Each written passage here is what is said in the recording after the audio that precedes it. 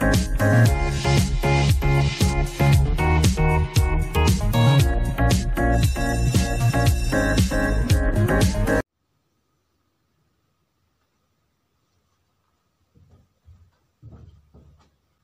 विद्यार्थी मित्रों, stay home stay safe series अंतर्गत डिस्टन्स लर्निंग मोड में आप ધોરણ 11 બાયોલોજી વિષયની અંદર ચેપ્ટર 8 કોષ જીવનનો એકમ તેના વિશે હાલ અભ્યાસ કરી રહ્યા છો।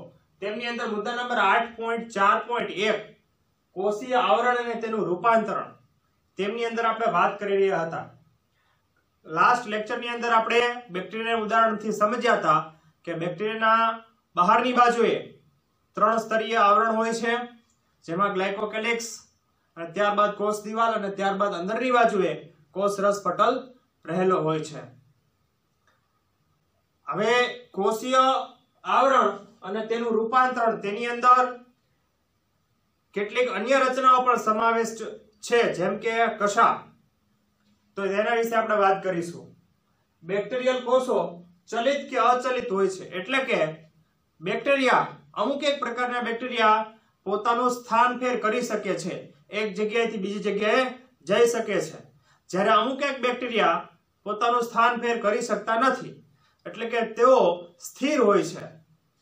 જો ચલિત હોય તો તેઓની કોષ દિવાલ પરથી ઉદ્ભવેલ પાતળી તંતુમય રચના જોવા મળે, જેને કશા કહે છે। એવા બેક્ટેરિયા કે પોતાનું સ્થાન ફેર કરતા હોય, એક જગ્યાએથી બીજી જગ્યાએ જતા હોય, તો એવા પ્રકારના બેક્ટેરિયામાં કોષ દિવાલની અંદર વચ્ચેનું લેયર હતું એ કોષ દિવાલનું હતું, આપને યાદ હશે।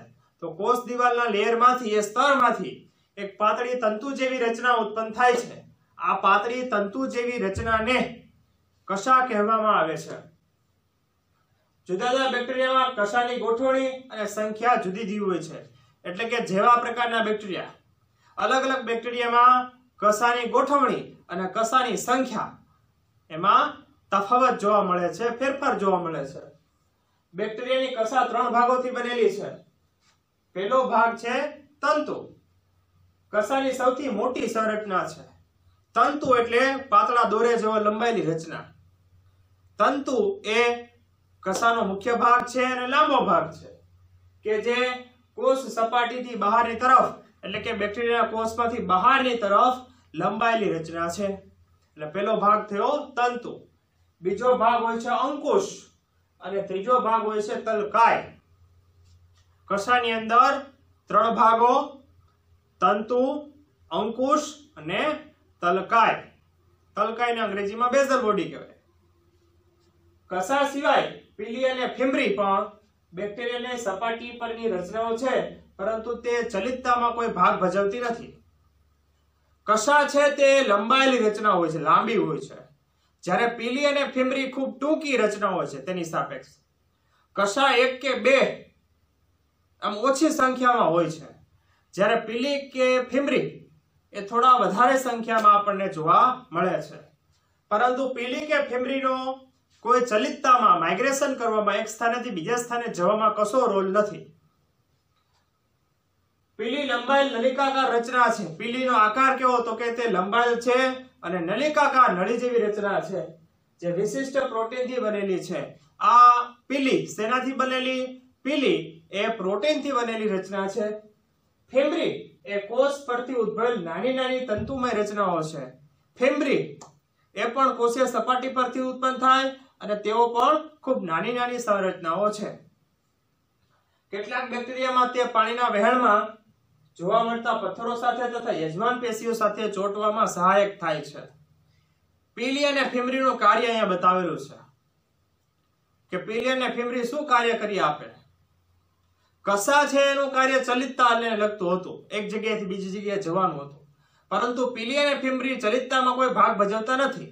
તે બેક્ટેરિયાને એક સ્થાનેથી બીજા સ્થાને લઈ જવામાં મદદરૂપ થતા નથી, પરંતુ પીલી અને ફિમ્રી જે પાણીનું વહેણ હોય એમાં કોઈ પથ્થરો હોય તો એની સાથે બેક્ટેરિયાને ચોંટવામાં એડહેસિવ તરીકે, એ સપોર્ટિવ જોડાણ માટે મદદ કરતા થાય છે। કોઈ યજમાન પેશી હોય, યજમાન પેશી એટલે જેના પર એને જીવવાનું છે, નિર્ભર રહેવાનું છે, તે માનવ હોય, વનસ્પતિ હોય, પ્રાણી હોય, પક્ષી હોય, તો એની જે જીવંત પેશી છે એની સાથે બેક્ટેરિયાને ચોંટી જવામાં પીલી અને ફીમરી મદદ કરતા થાય છે.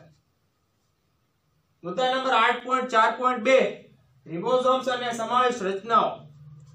વિદ્યાર્થી મિત્રો, રિબોઝોમ્સ એ ખૂબ સૂક્ષ્મ નાની એવી સંરચના છે જે આદિકોષ કેન્દ્રીય અને સુકોષ કેન્દ્રીય કોષો બંનેની અંદર જોવા મળે છે. આદિકોષ કેન્દ્રીય કોષમાં રિબોઝોમ્સ એ કોષરસ પટલ સાથે સંકળાયેલ છે. ત્રીજા નંબરનું જે લેયર હતું કોષરસ પટલ, એ કોષરસ પટલની સાથોસાથ નાના નાના રિબોઝોમ્સ આદિકોષ કેન્દ્રીય કોષની અંદર જોડાયેલા જોવા મળે છે. આ રિબોઝોમ્સનું કદ 15 થી 20 નેનોમીટર જેવડું હોય છે. રિબોઝોમ્સનું કદ કેવડું? આદિકોષ કેન્દ્રીય કોષની અંદર 15 થી 20 નેનોમીટર. આ રિબોઝોમ્સના આદિકોષ કેન્દ્રીય કોષની અંદર બે પેટા એકમો જોવા મળે છે, 50S અને 30S. S છે એ સ્વેટબર્ગ સબ યુનિટ છે અને તે એની સાઈઝ દર્શાવે છે. બે પેટા એકમ 50S અને 30S. આ 50S અને 30S બે સાથે મર્જ થઈ જોડાઈ જાય 70S 70S જેવડી માત્રામાં રિબોઝોમ્સનું કદ બનાવે છે. 50S અને 30S સાથે જોડાય અને 70S 80S નહીં 70S જેટલું રિબોઝોમ્સનું કદ બનાવે છે. રિબોઝોમ્સનું કાર્ય શું હોય? તો કે રિબોઝોમ્સ એ પ્રોટીન સંશ્લેષણ માટેનું સ્થાન છે. રિબોઝોમ્સ આદિકોષ કેન્દ્રીય કોષમાં જોવા મળે. કદ છે એનું ખૂબ નાનું, એટલે કે 50 નેનોમીટર થી 20 નેનોમીટર, 15 નેનોમીટર થી 20 નેનોમીટર જેટલું છે. બે પેટા એકમ ધરાવે છે 50S અને 30S કે જે સાથે જોડાઈને 70S જેટલું બંધારણ બનાવે. તો આ રિબોઝોમ્સ કે જે કોષરસ પટલ સાથે જોડાયેલી સંરચનાઓ છે અને ખૂબ સૂક્ષ્મ નાની એવી સંરચના આદિકોષ કેન્દ્રમાં છે, એનું કાર્ય શું? તો તેનું કાર્ય છે પ્રોટીન સંશ્લેષણ. સંશ્લેષણ એટલે કે નિર્માણ કરવું, પ્રોટીન નિર્માણ. વિદ્યાર્થી મિત્રો, આપ જાણો છો કે પ્રોટીનનો એકમ હોય છે એમિનો એસિડ. એમિનો એસિડ સાથે જોડાય અને લાંબી શૃંખલામાં રચના બનાવે ત્યારે એનું પ્રોટીન નામ પડે. એમિનો એસિડ બધાય મળીને 20 પ્રકારના છે, 20. આ એમિનો એસિડ એકબીજા સાથે પોલીપેપ્ટાઇડ સાંકળ રચે અને પરિણામે એક લાંબી શૃંખલામય રચના અસ્તિત્વમાં આવે જેને કહીશું પ્રોટીન. તો આ પ્રોટીન નિર્માણનું કાર્ય રિબોઝોમ્સનું છે. એક શબ્દ છે પોલીરિબોઝોમ્સ અથવા તો પોલિઝોમ્સ. આ પોલીરિબોઝોમ્સ એટલે કે પોલિઝોમ્સ શું છે? તો કોઈ mRNA સાથે એક કરતા વધુ રિબોઝોમ જોડાય તો તેને પોલીરિબોઝોમ્સ કહે છે. કોઈ એક mRNA સાથે, કોઈ એક મેસેન્જર RNA સાથે જ્યારે એક કરતા વધુ રિબોઝોમ્સ જોડાય તો તેને પોલીરિબોઝોમ્સ કહેવાય. આપણને થશે કે આ mRNA શું છે? વિદ્યાર્થી મિત્રો, જેવી રીતે કોષની અંદર મુખ્ય આનુવંશિક દ્રવ્ય DNA છે, ડીઓક્સીરિબોન્યુક્લિક એસિડ, તેવી રીતે કોષની અંદર RNA જોવા મળે છે જેને રિબોન્યુક્લિક એસિડ કહેવાય. DNA છે તે બેવડી કુંતલમય રચના હોય, ડબલ હેલિકલ સ્ટ્રક્ચર હોય, જ્યારે RNA છે તે સિંગલ સ્ટ્રેન્ડેડ એકવડી રચના છે. DNA છે તે મહાઅણુ છે, તેની સાપેક્ષે RNA છે તે ખૂબ નાનો અણુ છે. RNA 3 પ્રકારના હોય, mRNA એટલે કે મેસેન્જર RNA, tRNA એટલે ટ્રાન્સફરેઝ RNA અને ત્રીજો છે rRNA એટલે રિબોઝોમલ RNA. તો આ રિબોઝોમ્સ mRNA સાથે જોડાય અને એક કરતા વધુ રિબોઝોમ્સ જોડાય તો તેને પોલીરિબોઝોમ્સ કહીશું.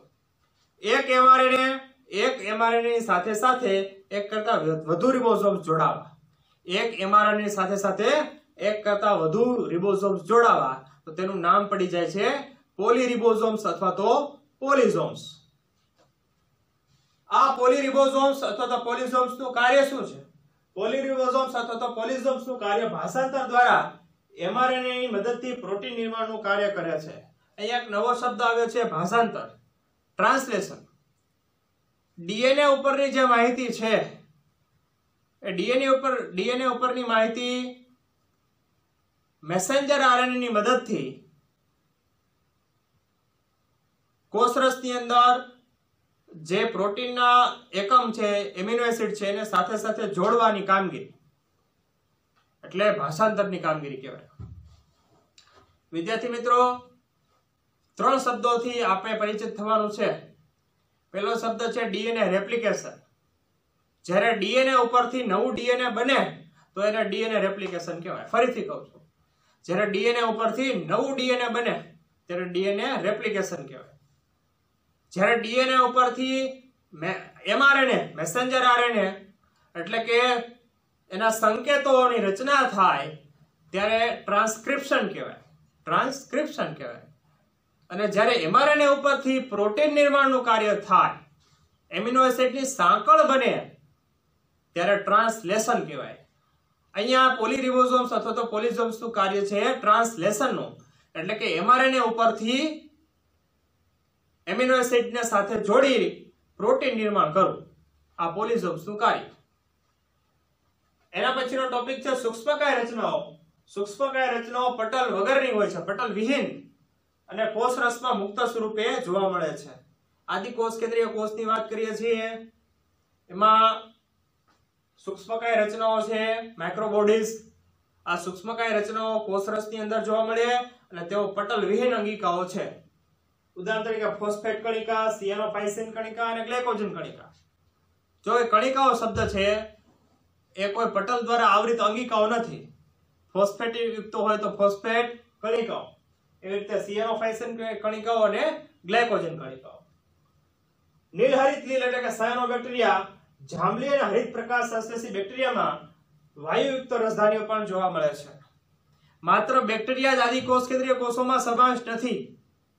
બેક્ટેરિયા સિવાય પણ આપણે વાત કરી છે કે સાયનોબેક્ટેરિયા એટલે નીલહરિત લીલ એ પણ આદિકોષ કેન્દ્રીય કોષોની અંદર સમાવિષ્ટ થાય.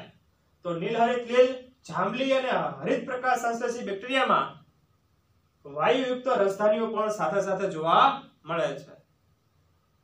નેક્સ્ટ ટોપિક છે વિદ્યાર્થી મિત્રો 8.5 સુકોષ કેન્દ્રીય કોષ. બધા પ્રોટિસ્ટા એટલે કે પ્રજીવો, વનસ્પતિઓ, પ્રાણીઓ અને ફૂગ દરેકનો સમાવેશ સુકોષ કેન્દ્રીય કોષોમાં થાય. અત્યાર સુધી આપણે આદિકોષ કેન્દ્રીય કોષો વિશે અભ્યાસ કરી રહ્યા હતા. હવે આપણે સુકોષ કેન્દ્રીય કોષો વિશે અભ્યાસ કરવાનો છે. તો સુકોષ કેન્દ્રીય કોષો કોની અંદર જોવા મળે?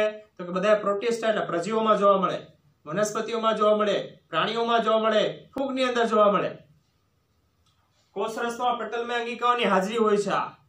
આદિકોષ કેન્દ્રીય કોષોની અંદર આવી પટલમય અંગિકાઓ હોતી નથી, જ્યારે સુકોષ કેન્દ્રીય કોષોની અંદર પટલમય અંગિકાઓની હાજરી જોવા મળે. કોષ કેન્દ્ર પટલથી આવૃત સુવિકસિત કોષ કેન્દ્ર જોવા મળે છે. આ એક સ્પષ્ટ તફાવત છે. આદિકોષ કેન્દ્રીય કોષમાં કોષ કેન્દ્રની ફરતે કોષ કેન્દ્ર પટલ હોતું નથી, પરંતુ સુકોષ કેન્દ્રીય કોષની અંદર કોષ કેન્દ્રની ફરતે કોષ કેન્દ્ર પટલ હાજર હોય છે. આ તફાવત છે. પ્રચલન સંકુલ અને કોષરસ કંકાલ તેમજ આનુવંશિક દ્રવ્ય હાજર હોય છે. પ્રચલન સંકુલ એટલે કે એ કોષની અંદર કેટલીક નાની નાની સૂક્ષ્મકાય રચનાઓ, સૂક્ષ્મ નલિકાઓ કે જેની મદદથી કોષ થોડો મૂવમેન્ટ આપી શકે, કોષરસ કંકાલ અને આનુવંશિક દ્રવ્ય તરીકે ડીએનએ ડીઓક્સીરિબોન્યુક્લિક એસિડ હાજર હોય છે. બધા સુકોષ કેન્દ્રીય કોષો એક સરખા હોતા નથી. એટલે કે માનવના, કેટલાક અન્ય પ્રાણીઓના, વનસ્પતિના, ફૂગના એ બધા સુકોષ કેન્દ્રીય કોષો છે, પરંતુ તેના સાઇઝ અને શેપમાં ફરક છે. એના આકાર અને બંધારણની અંદર અલગાવપણો, તફાવત જોવા મળે છે. વનસ્પતિ તેમજ પ્રાણી કોષો એકબીજાથી જુદા હોય છે. વનસ્પતિ કોષમાં કોષ દિવાલ, રંજક દ્રવ્ય અને મોટી કેન્દ્રસ્થ રસધાની જોવા મળે, જ્યારે પ્રાણી કોષની અંદર તે હોતા નથી. તફાવત દર્શાવીએ છીએ. વનસ્પતિ કોષની અંદર કોણ કોણ હાજર? તો કે કોષ દિવાલ. કોષ દિવાલ એ વનસ્પતિ કોષનું લક્ષણ છે, જે પ્રાણી કોષમાં નથી. રંજક દ્રવ્ય તરીકે હરિતદ્રવ્ય કલ્પો. ક્લોરોફિલ જે કણિકા છે અથવા તો અંગિકા છે તે હરિત કણ છે. તો હરિત કણ એ વનસ્પતિ કોષમાં હાજર, જ્યારે પ્રાણી કોષમાં હરિત કણ હોતું નથી. એ સિવાય મોટી કેન્દ્રસ્થ રસધાની એ વનસ્પતિ કોષમાં હાજર, જ્યારે પ્રાણી કોષની અંદર મોટી કેન્દ્રસ્થ રસધાની હોતી નથી. પ્રાણી કોષમાં તારા કેન્દ્ર હાજર હોય છે, આવું તારા કેન્દ્ર વનસ્પતિ કોષમાં હોતું નથી.